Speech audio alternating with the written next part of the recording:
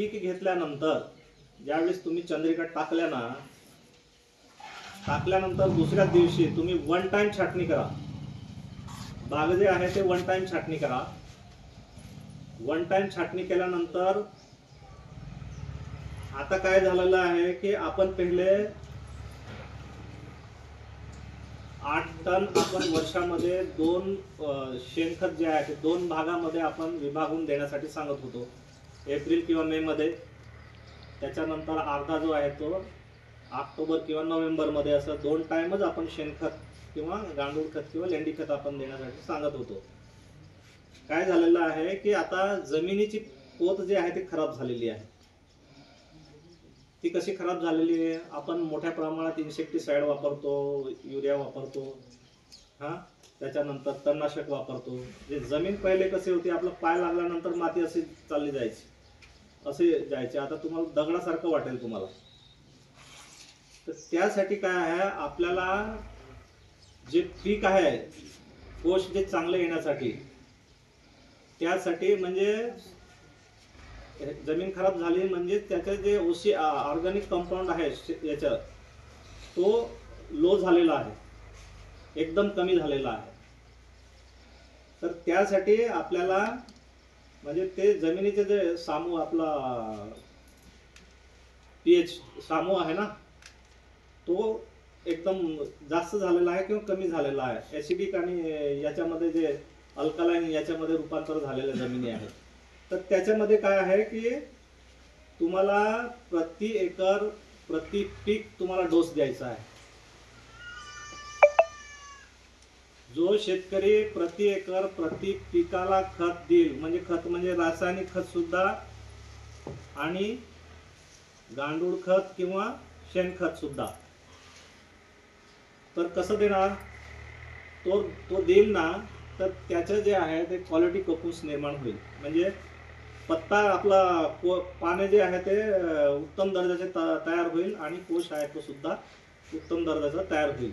तर त्यासाठी तुम्हाला वन टाइम छाटणी करायची आहे. दुसऱ्या दिवशी तुम्हाला शेणखत टाकायचं आहे, कमीत कमी 1 ट्रॉली तरी, किंवा प्रति एकर तुम्हाला गांडूळ खत जर स्वस्त पडत असेल.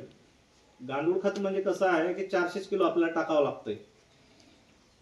आता बरेचसे शेतकरी मोठ्या प्रमाणात प्रचार पण करतात ते गांडूळ खत, आणि तुम्ही घेतलं वन टाइम जर घेऊन ठेवलं तर ते तुम्हाला कदाचित कमी रेटमध्ये सुद्धा मिळेल. 400 किलो लागतंय एकरीला.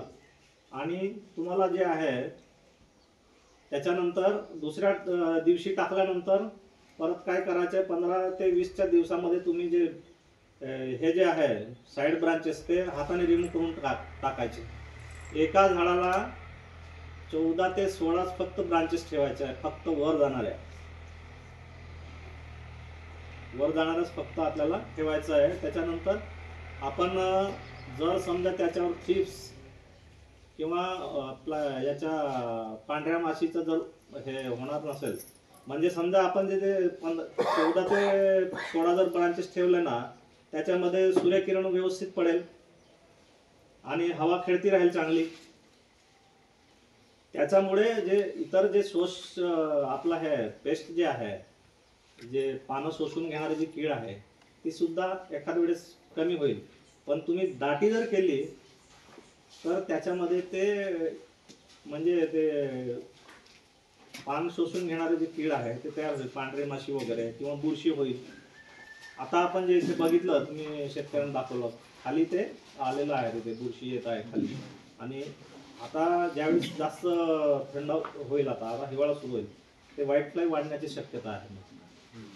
तर त्यासाठी तुम्ही छाटणी केल्यानंतर 14 ते 15 दिवसामध्ये तुम्ही एक ऑर्गॅनिक नीम ऑइल जे आहे ते एक 10,000 ppm जर मिळालं समजा ऑर्गॅनिक नीम ऑइल, तर ते 3 ml पर लिटरला आपल्याला वापरायचं आहे. तुम्ही पंपच्या हिशोबाने तेवढं त्याच्यावर फवारणी करायचं आहे.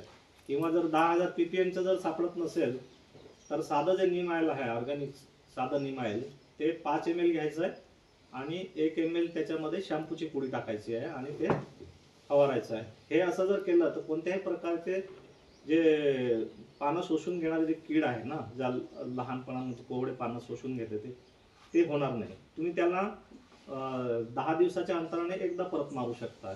आणि ह्याच्यामध्ये सेफ्टी पिरियड जो आहे तो फक्त 5च दिवसाचा आहे. हे तुम्ही 20 दिवसापर्यंत समजा हे मारलं, त्याच्यानंतर तुम्हाला साईड ब्रांचेस पण काढायचे आहे. आपल्याला कधी घ्यायचं आहे, पीक कधी घ्यायचं आहे, छाटणी नंतर 40 ते 45 दिवसात आपल्याला सुरू करायचं आहे. तर खत जे आहे